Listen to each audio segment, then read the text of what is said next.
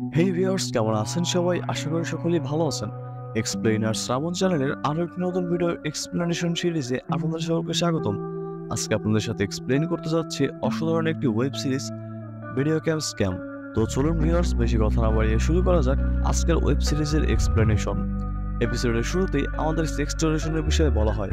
এখানে বলা হয় আমাদের দেশে প্রতি মাসে 15,000 মানুষ এই স্ক্যামারদের ব্ল্যাকমেইলের শিকার হয়, কিন্তু সেখানে শুধুমাত্র 75 জন মানুষই এর বিরুদ্ধে মামলা দায়ের করে। কারণ স্ক্যামের শিকার হওয়া বেশিরভাগ মানুষই তাদের পরিচয় সবার সামনে আনতে চায় না। পরের সিনে আমরা একটা ছেলেকে দেখতে পাই। কেউ একজন ওর একটা নোটস ভিডিও ভাইরাল করে দেওয়ার কথা বলে ওকে ব্ল্যাকমেইল করে 10,000 টাকা চাইছিল, আর সেজন্য এই ছেলেটা মামলা দায়ের করতে পুলিশ স্টেশনে আসে। কিন্তু এটা করলে ওর মান সম্মান নষ্ট হয়ে যেতে পারে ভেবে ও আবারও সেখান থেকে চলে যেতে নেয়। কিন্তু এমন সময় ভিনয় নামে একজন ইন্সপেক্টর ওকে থামায় এবং বলে, তোমাকে দেখছি 2-3 দিন ধরে এখানে ঘুরঘুর করছো। তুমি কি সমস্যায় রয়েছো আমাকে বলতে পারো, আমি তোমার সমস্যার সমাধানের চেষ্টা করব। এটা শুনে এই ছেলেটা ভয়ে ভয়ে বিনয়কে তার একটা ভিডিও ক্লিপ দেখায়, যেখানে এই ছেলেটা নগ্ন হয়ে গোসল করছিল এবং উপর থেকে অন্য একটা ছেলে তার ভিডিও বানিয়ে নিয়েছে। এটা দেখে বিনয় তৎক্ষণাৎ ওই ব্ল্যাকমেইল করতে থাকা ছেলেটার কাছে চলে যায় এবং ওকে প্রচন্ড পরিমাণে মারধর করে। তখন সেখানে উপস্থিত যেসব ছেলেরা এসবের ভিডিও বানাচ্ছিল, বিনয় তাদের উদ্দেশ্যে বলে, এই সকল ছেলেদের কারণে আজ বহু মানুষ আত্মহত্যা করছে, তাই এদেরকে শিক্ষা দেওয়াটা খুবই জরুরি। আর আপনাদের যদি কেউ এরকম ভিডিও বানিয়ে ব্ল্যাকমেইল করার চেষ্টা করে, তাহলে আপনারা নির্দ্বিধায় আমাদের কাছে চলে আসবেন, আমরা সবসময় আপনাদের পাশেই আছি। পরের সিনে আমরা দেখতে পাই কিছু মেয়েরা বেশ কিছু ছেলেদের সাথে অনলাইনে ভিডিও কলের মাধ্যমে অশ্লীল অঙ্গিভঙ্গি এবং কথাবার্তা বলছে, আর ছেলেরাও এই বিষয়টার বেশ মজা নিচ্ছে। এরপর সিন শিফট হয় আর আমরা দুটো মেয়ে এবং একটা ছেলেকে দেখতে পাই। এখানে এই ছেলেটার নাম ছিল টিটু আর মেয়ে দুইটির নাম ছিল সোনু ও সুইটি। এরা তিনজন মিলে এই পুরো স্ক্যামগুলো চালাচ্ছিল। ওরা নিজেরাই একটা অ্যাপস বানিয়ে সেই অ্যাপসের মাধ্যমে ছেলেদেরকে মেয়েদের দিয়ে ভিডিও কলে সার্ভিস দিত, আর সেখান থেকেই ওরা টাকা কামাতো। তো এখানে ওরা তিনজন যখন একসাথে বসে কথা বলছিল, তখন ওদের অ্যাপসে প্রচুর পরিমাণে ট্রাফিক আসছিল, যার মাধ্যমে ওরা খুব শীঘ্রই আরো অনেক বেশি টাকা পেতে যাচ্ছিল। পরের সিনে আমরা একজন বিজনেসম্যানকে দেখতে পাই। তার ফোনে হঠাৎ একটা নোটিফিকেশন আসে, আর সেটাতে ক্লিক করলেই সে নিজের একটা অশ্লীল ভিডিও দেখতে পায় এবং সাথে সাথেই তার কাছে একটা মেসেজ আসে যেখানে তাকে ব্ল্যাকমেইল করে টাকা চাওয়া হচ্ছিল। এটা দেখে ওই লোক প্রচন্ড ঘাবড়ে যায় এবং মান সম্মানের ভয়ে সে আত্মহত্যা করে। অন্যদিকে আমরা ভিনায়কে দেখতে পাই যে সবেমাত্র তার ডিউটি শেষ করে বাড়িতে ফিরেছে। ভিনায় তার বউ প্রিয়া এবং মেয়ে শ্রেয়াকে নিয়ে থাকতো। এখানে প্রিয়া ভিনায়ের সাথে রাগারাগি করতে লাগে দেরিতে করে বাড়িতে ফেরার জন্য। তখন ভিনায়ের কাছে গিয়ে ওকে বলে, রাগ করো না, আমি খুব শীঘ্রই একটা ট্যুরে যাওয়ার ব্যবস্থা করছি, তখন আমরা সবাই একসাথে অনেক টাইম স্পেন্ড করব। এটা শুনে প্রিয়া কিছুটা শান্ত হয়। এরপর রাতের বেলা যখন তারা দুজন রোম্যান্স করছিল, এমন সময় ভিনায়কে তার সিনিয়র অফিসার আজয় স্যার ফোন দিয়ে তার সাথে দেখা করতে বলে, যার কারণে বিনয় তৎক্ষণাৎ বাড়ি থেকে বেরিয়ে পড়ে। কিন্তু এই বিষয়টা প্রিয়ার একদমই ভালো লাগে না। অন্যদিকে আমরা এই তিনজনকে দেখতে পাই, যেখানে টিটুর কাছে একটা স্ক্যামের লিঙ্ক আসে। এটা দেখে টিটুর মাথায় একটা আইডিয়া আসে। ও সোনু এবং সুইটিকে বলে, আমাদের উচিত এরকম একটা লিঙ্ক তৈরি করা, তাহলে আমরা আমাদের অ্যাপসে আরো অনেক বেশি ট্রাফিক পেতে পারি। কিন্তু এই আইডিয়াটা শুনে সোনু বারণ করে দেয়। ও টিটুকে বলে, এমনিতে আমাদের অ্যাপস ভালোভাবেই চলছে, তাই ফালতু রিস্ক নেওয়াটা একদমই ঠিক হবে না। তখন সুইটি অনেক ভালোভাবে বুঝিয়ে সোনুকে এটা করার জন্য রাজি করাতে নেয়।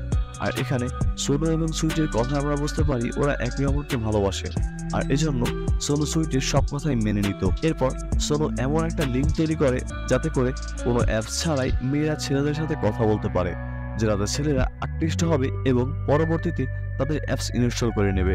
অন্যদিকে আমরা ভিনয় এবং অজয় স্যারকে দেখতে পাই। অজয় স্যার ভিনয়কে সকালে সেই ভিডিওটা দেখাচ্ছিল যেখানে ও সেই ছেলেটিকে মারছিল।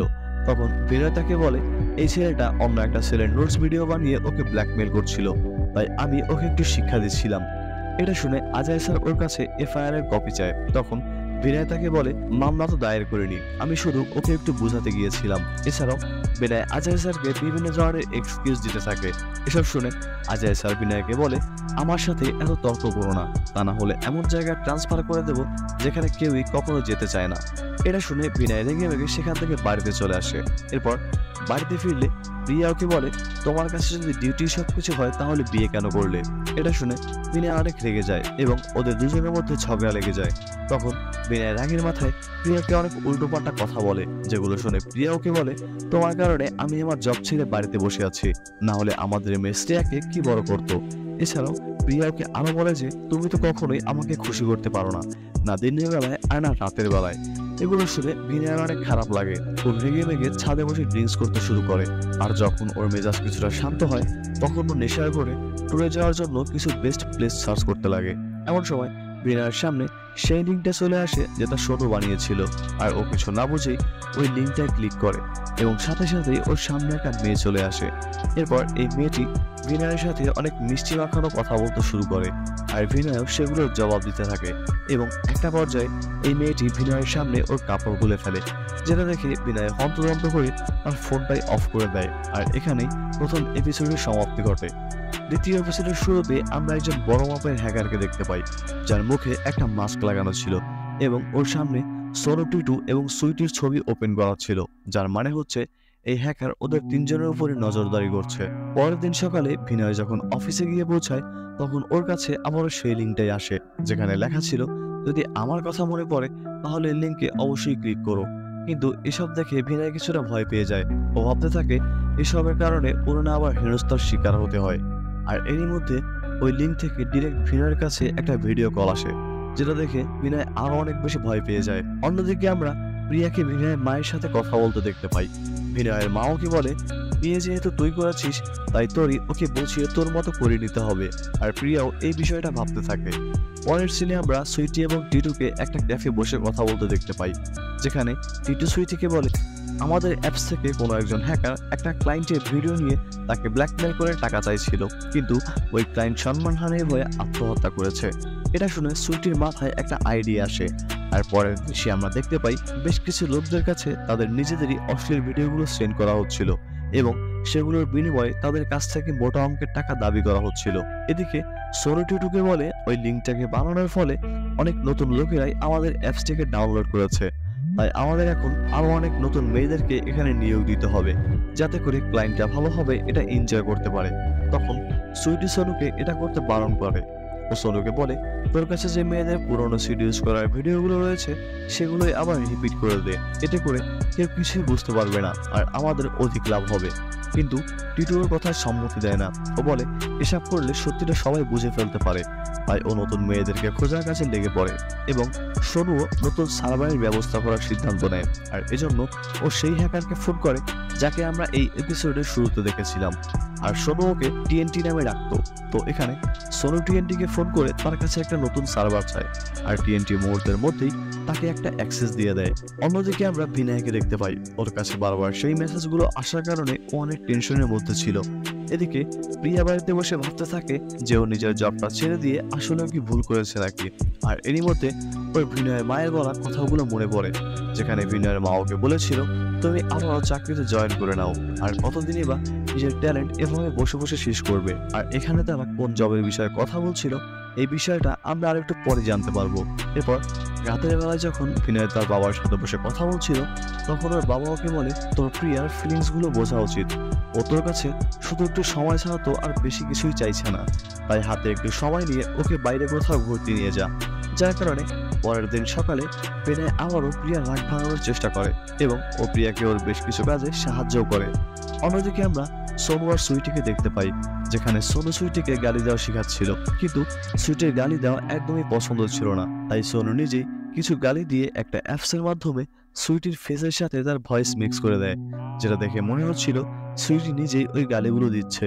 এমন সময় তাদের বাড়ির মালিক দরজায় চলে আসে আর সে ওদের বকাঝকা করে বলতে থাকে আমার দেওয়া রুলস গুলো মেনে চলার চেষ্টা করো, তা না হলে যে কোনো মুহূর্তেই তোমাদেরকে এখান থেকে বের করে দেওয়া হবে। এরপর সে তার রুলস গুলো ওদেরকে বলে সেখান থেকে চলে যায়। পরের দিন শ্রেয়ার স্কুলে একটা অনুষ্ঠান হচ্ছিল, তাই বিনয় প্রিয়াকে খুশি করার জন্য ওর সাথে শ্রেয়ার স্কুলে যায়। তখন ক্লাস টিচার ওদেরকে বলে শ্রেয়ার ব্যবহার দিন দিন পরিবর্তন হয়ে যাচ্ছে আর এটা হয়তো ঘরের মধ্যে হওয়া ঝগড়া ঝামেলার জন্যই হচ্ছে, তাই আপনারা যা করার একটু বুঝেই করবেন। এসব শুনে বিনয় এবং প্রিয়া দুজনেই শ্রেয়াকে নিয়ে চিন্তায় পড়ে যায়। এদিকে বিনয়ের কাছে এখনো সেই মেসেজগুলো এসেই যাচ্ছিল। অন্যদিকে টিটু আর সুইটির মাথায় ওই ফেস চেঞ্জ করার অ্যাপসটি দেখে একটা নতুন আইডিয়া আসে, কিন্তু সোনু এই আইডিয়া শুনে একদমই রাজি হয় না। ওদেরকে বলে এটা তো পুরোপুরিভাবে ধোঁকা হয়ে যাবে আর এতে করে আমরা ফেসেও যেতে পারি, কিন্তু সুইটি এবারও তার মিষ্টি মাখানো কথা দিয়ে সোনুকে রাজি করিয়ে নেয়। পরের দিন সকালে বিনয় যখন ঘুম থেকে ওঠে তখন ওর ফোনে একটা নোটিফিকেশন আসে, আর সেটার মধ্যে ওর নোটস ভিডিও ছিল, যেটা দেখে বিনয় একদমই চমকে যায়। আর এখানে এপিসোড 2 এর সমাপ্তি ঘটে। ভিউয়ার্স, আপনাদের কাছে যদি এই এপিসোডটি ভালো লেগে থাকে তাহলে আপনারা অবশ্যই এটা কমেন্টের মাধ্যমে জানাবেন, যাতে করে আমি শীঘ্রই এই ওয়েব সিরিজের পরবর্তী পার্টগুলো আপনাদের সামনে উপস্থাপনা করে আপনাদের মনোরঞ্জন করতে পারি। তো ভিউয়ার্স, আজকের মতো এতটুকুই। সবাই ভালো থাকবেন, সুস্থ থাকবেন। আল্লাহ হাফেজ।